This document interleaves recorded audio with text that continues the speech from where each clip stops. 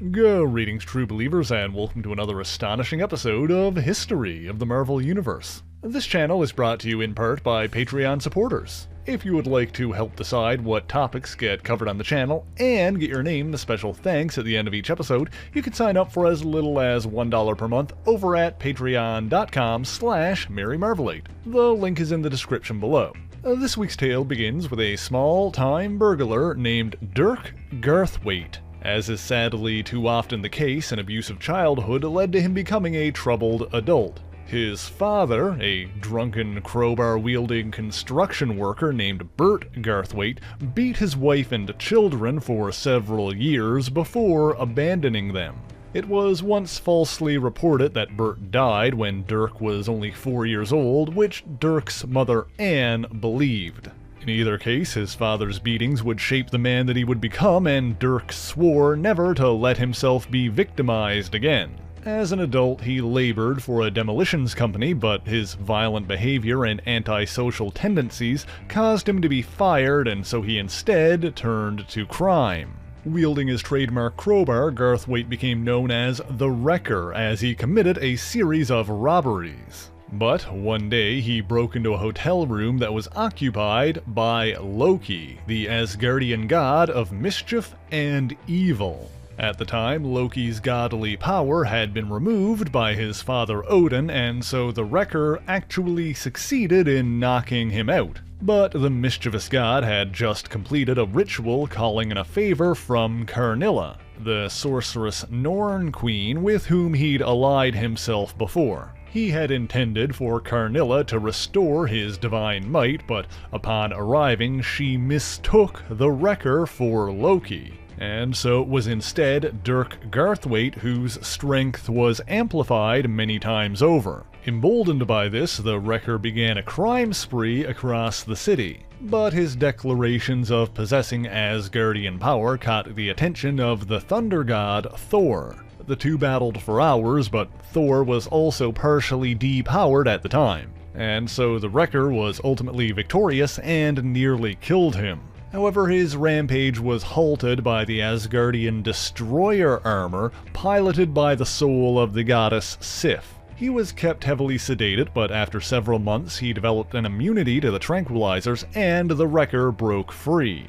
By then, Thor had regained his full strength and was much more of a match for his violent foe. This time, the Thunder God used his enchanted hammer to drain the Wrecker's power, which became sealed within the crowbar he was carrying. He was sent to Rikers Island prison, where he befriended several inmates. There was a former farmhand named Brian Philip Kaluski and a disgraced U.S. Army Master Sergeant Henry Kemp, but his third ally, and perhaps the real star of today's video, was a nuclear physicist named Dr. Elliot Franklin. Once a rising star in the scientific community, Dr. Franklin was an expert in gamma radiation, who some called the Black Bruce Banner. After starting his research at Caltech, Franklin began working for a company called Richmond Enterprises, where he created a miniature version of Banner's infamous gamma bomb that was even more powerful.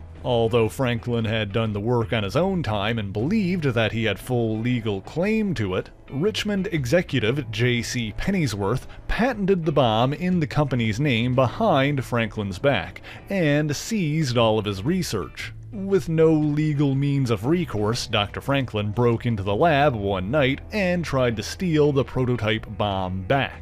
After tripping an alarm, he tried to flee through the connecting Richmond steel mill, but was pursued by security guards. The guards fired on Franklin, causing him to drop his prize into a vat of molten steel, but fortunately the bomb's adamantium casing protected it and prevented it from exploding. Of course, Franklin was then arrested and sent to Rikers Island, where he met Garthwaite, Kaluski, and Kemp. Working together, the four men escaped from prison and regained possession of Garthwaite's enchanted crowbar.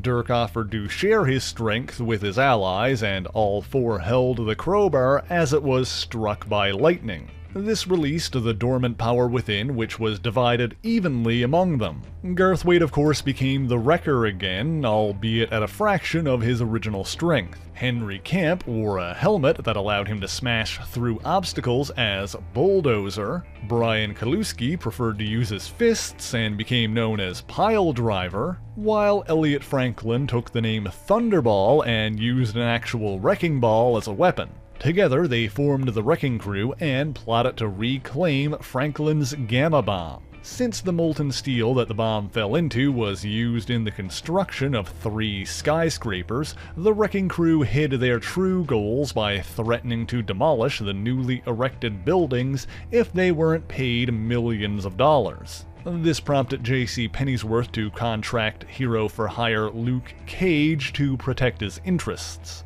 Furthermore, Richmond Enterprises CEO Kyle Richmond was also the costumed vigilante Nighthawk, and so he also investigated with his allies, the Defenders, Doctor Strange, and Hulk. This ultimately led to a battle between the assembled heroes and the Wrecking Crew, during which Thunderball successfully unearthed his Gamma Bomb, or so he thought. In reality, he found only the casing, and it seems that someone else had already removed the bomb. Thus began a race to find it, but the Defenders soon defeated the Wrecking Crew in one-on-one fights.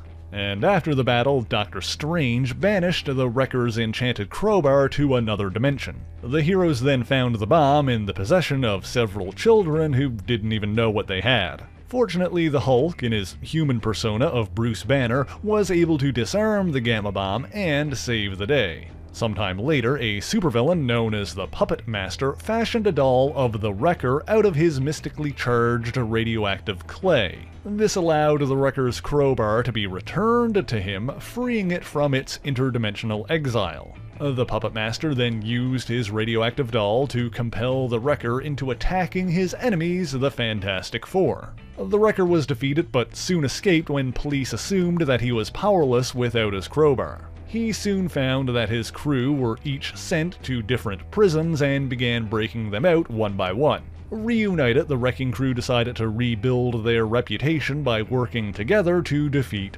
Thor. By threatening his ally, Misty Knight, the crew were able to coerce the superhuman martial artist Iron Fist into breaking into Avengers Mansion for them. However, Iron Fist then teamed up with Captain America and defeated the Wrecking Crew using Danger Room technology to aid them.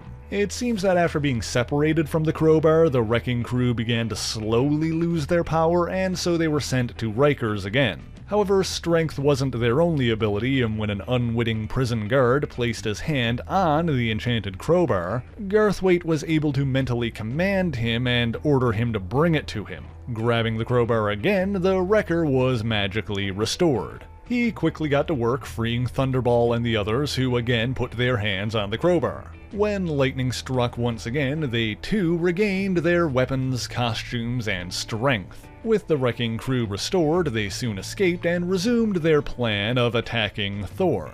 While they did find him this time, they were unable to actually defeat him. After that, Thunderball acted solo for a time, encountering Iron Man while James Rhodes wore the armor. He also briefly wielded the Wrecker's crowbar and battled the Amazing Spider-Man. But the Wrecking Crew reunited when they were among the villains recruited into the Beyonders' secret wars. After returning to Earth, they joined forces with Baron Zemo's Masters of Evil and participated in an infamous attack on Avengers Mansion that left Hercules badly injured. Following that, Thor drained the power from Thunderball, Piledriver, and Bulldozer by channeling it back into the Wrecker. But he was attacked by the evil Goliath before he could actually depower the Wrecker himself. But Garthwaite was then defeated by the combined forces of Captain America and the Wasp. The crew soon escaped again, and the Wrecker considered restoring their powers, but after wielding it once before, Thunderball attempted to betray the Wrecker and take his crowbar for himself. And he might have succeeded if not for interference from Spider-Man.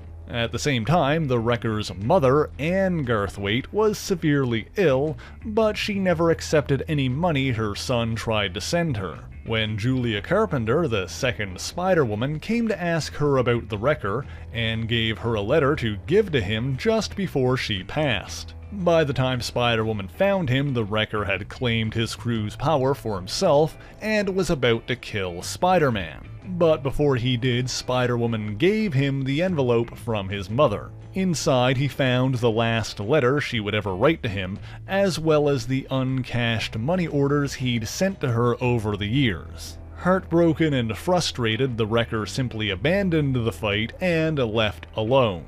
But after taking time to mourn, he returned and sought revenge on Thunderball for his betrayal. A depowered Dr. Franklin was arrested and brought to a safe house on Yancey Street. The Wrecker tracked him down, but ended up getting into a scrap with Ben Grimm, the Thing. Grimm was ultimately victorious, and Garthwaite was taken into S.H.I.E.L.D. custody. Both he and Franklin were then imprisoned in a superhuman holding facility in the Rocky Mountains known as the Vault. There, the symbiotic supervillain Venom led a group of prisoners in an attempted breakout. Thunderball also attempted to stage an escape, but he opposed the half-alien's leadership. But when a hidden bomb threatened to kill everyone in the prison, Thunderball formed a temporary truce with Iron Man and Hank Pym to disarm it. At some point, presumably before all of that, the Wrecking Crew also participated in the Acts of Vengeance conspiracy. In this event, different villains challenged heroes they don't normally battle, and so Thunderball took on the Fantastic Four, the Wrecker fought with Iron Man, and the combined crew attacked Damage Control. However, Thunderball was friends with Damage Control's John Porter and secretly helped him against his own teammates. Anyway, after all of that, when the Wrecker was imprisoned, Thunderball led the others to retrieve the enchanted crowbar. But as they did, Garthwaite freed himself and reasserted his control of the group. Allying themselves with Ulick the Troll, the crew again battled both Hercules and Thor. They continued to work together while Thunderball secretly awaited an opportunity to take over. During this time, they also faced the special NYPD task force Code Blue. Shortly after that, they fought with Thor and the Ghost Rider, Danny Ketch, but during the battle, Ulick and Loki secretly helped to defeat the Wrecking Crew. Leaving the others for the authorities, Loki captured the Wrecker, seeking the power that was rightfully his. He was seemingly successful and banished the Wrecker to another dimension. The crew was depowered once again, but Elliot Franklin was soon broken out of prison by the criminal enterprise known as the Secret Empire. With his scientific acumen, Franklin helped upgrade their cyborg agent Midnight. He also built a suit of armor that mimicked the abilities he had as Thunderball, but to a lesser degree. He aided the Secret Empire in a plot to steal power from the superhero Nova, but their plans were ruined by interference from Night Thrasher, the Punisher, Spider-Man, Moon Knight, and Darkhawk. After that, Thunderball engaged one of his backup plans using a trans-dimensional power siphon he'd built to restore his Asgardian power. He reassembled the Wrecking Crew, making them even stronger than before, and even freed the Wrecker from his interdimensional exile. Of course, Thunderball attempted to use this opportunity to assert himself as their leader. But he and the Wrecker would continue to vie for control after the group battled the Canadian superhero team Alpha Flight. At one point, the Wrecker also discovered that his abusive father was still alive. He sought revenge, but before he could get it, the unrepentant old man died from heart failure. The Wrecking Crew subsequently attended the Absorbing Man's wedding to Titania, and the Wrecker served as his best man. The crew continued to make many more appearances after that, too many to mention them all in detail, with their power levels varying depending on different circumstances, and they battled the likes of the Thunderbolts, the Avengers, and more. At one point, Piledriver tried to induct his teenage son Ricky into the group, splitting his power with him so he could become Excavator. After the superhero civil war, the Core 4 members moved north to Canada, where they faced the Canadian government's Omega Flight team, as well as Thor's sworn brother, Beta Ray Bill. They were defeated and sent to a maximum security prison in northern Manitoba. where Thunderball goaded the Wrecker into attacking him to distract the guards while he used a self-made bomb to escape. However, the Wrecker wasn't made privy to this plan beforehand and savagely beat Thunderball to reassert his leadership. After returning to the United States and encountering the Punisher, they joined the Hood's supervillain army, helped defend the Earth during the Skrull invasion, and battled the New Avengers. After the Hood's defeat, they also worked for the likes of Norman Osborn and the Wizard. For a brief time, Marcy Camp, the daughter of Henry Camp, the original Bulldozer, took her dad's name and place on the team. However, the elder Bulldozer inevitably returned. Thunderball also spent time away from the team, at one point joining the Hood's criminal Illuminati. He later got a chance at a fresh start thanks to King T'Challa, the Black Panther. Brought to the African nation of Wakanda, he aided the Panther not just with brawn, but with his brilliance. Of course, he still had his strength for when that was needed as well. These days, Dr. Elliot Franklin can be found teaching advanced physics in the Wakandan city Bernan Azaria. In his absence, his place on the wrecking crew has been taken up by a woman named Demolisher, but it remains to be seen if she will become a mainstay of the team or fall to the wayside like Excavator or the Junior Bulldozer. In either case, we definitely haven't seen the last of the wrecking crew. But that's all I've got for you this week, and thank you so much for watching this video. If you enjoyed it, please leave a like, share the video, and subscribe for more Marvelous content. Be sure to leave a comment letting me know what Marvel hero or villain you want to hear about next, and as always, the issues referenced in this video are listed in the description below if you would like to read them for yourself, as well as links to other places you can find me, including my Patreon page where for only $1 a month you can get your name in these special thanks here, and the Twitch stream where I stream every weekend. For this week, I actually made the source listing in the description a lot more detailed, so check it out, let me know if you prefer it this way, and I'll try to keep doing it like that. But anyway, like I said, that's all I've got for you this week, so until next time, true believers, Excelsior!